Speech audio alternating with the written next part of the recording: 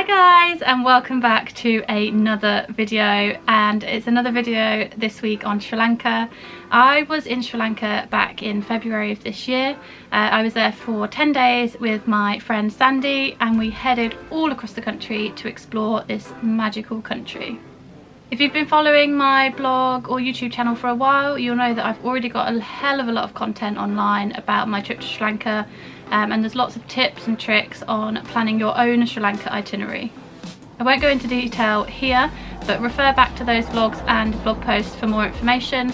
But in brief, we were in the country for 10 days and we travelled around we flew into Colombo, and then we went north into the middle of the country where we stopped at an elephant safari and we climbed Pedro Rock before heading south towards Galle, Kandy, Nuwara Eliya, and then down all the way to the south coast to Galle before heading home a few days later.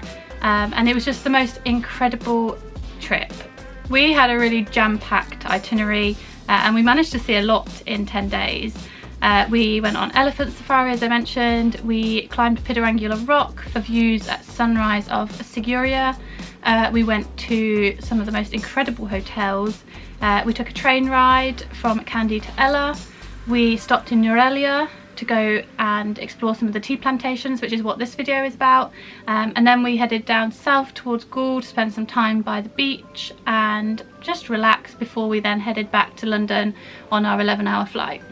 But the thing I wanted to speak to you about today is tea. Now, being British, tea is an absolute essential to our lifestyle here in England. It's enjoyed in the morning, in the evening, at lunch, at dinner. It's just one of those things that British people love. So I could not go to Sri Lanka without experiencing a tea plantation, as it is just something that is so integral to my upbringing and my traditions. Whilst most people get on the train in Kandy and head straight to Ella, we decided to stop in Nuwara Eliya, which is about 3 hours into the 6-hour journey, so around about halfway. And we jumped off to Nuwara Eliya for one evening to explore the town, which is, I think, 2,000 metres above sea level, so it's a lot of cooler climate, which of course is the perfect temperature to grow tea. Ceylon tea, which is also known as Sri Lankan tea, is grown mostly in Nuwara Eliya and some of the other high altitude towns and villages around the country, but Nuwara Eliya is the most famous town where tea is grown in Sri Lanka, so it was definitely a place that we wanted to explore more. Nuwara Eliya reminded me a lot of both a mixture of the Swiss Alps and also Scotland, and our driver and guide even reminded us that the hotel that we were staying at was called St Andrew's Hotel, as it does remind a lot of people about St Andrews in Scotland. Due to its cooler climate, the area became really popular in the 1800s for tea production, and a lot of the tea production was done in and around Nuwara Eliya, then exported over to Colombo, where it was then shipped around to the rest of the world. Tea exportation in Sri Lanka is one of the biggest economic exports that the country has, so it's a really iconic thing to do whilst you're on a trip in Sri Lanka. There are lots of tea plantations in Sri Lanka, especially in Nuwara Eliya, but the one that we decided to have a look at and explore was Pedro Tea Factory. Built in 1885, the estate has exported tea ever since, and it specialises in black tea of all kinds of structures, so either powdered or tea leaf. Pedro's tea plantation is around, I would say, about 3 kilometres outside of the town of Nuwara Eliya. And I would say a tour lasts around 2 to 3 hours, depending on how much time you want to go off on your own after the tour of the factory and explore by yourself. But as soon as we arrived, we were met by our guide, who then took us into the tea factory. Now, this is where all of the tea, once it's been picked by the lovely workforce, it goes into the factory. It goes through various different processes, of which I will try to remember now. So of course the tea process is quite complicated, but how it basically does it, from what I understand, is that the leaves are then picked. They obviously wilt slightly in the sun.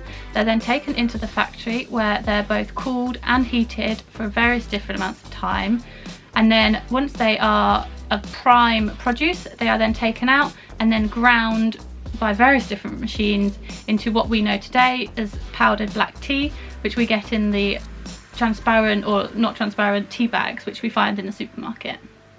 Once you've finished your tour of the factory, they then take you into something that they call Lover's Leap, which is a hillside cafe and shop where they give you a beautiful cup of tea and you can sit out on the balcony looking across the tea terraces and just taking the views really. It was really nice to sit back, relax and enjoy the scenery. And then once this is done, you can then head off by yourself and just explore the tea terraces really. So we headed off for about an hour after we'd finished our cup of tea, and yeah, we wandered through the fields, chatted to a few of the pickers who were collecting their bags for the day, and then we just headed off into the fields to explore. And the terraces are just beautiful. They're bright green, they have very small little paths cut all along the side of the terraces. So that was our experience and it was an incredible one. Visiting a tea plantation in Sri Lanka is definitely something I would add to your Sri Lanka itinerary and bucket list for this trip.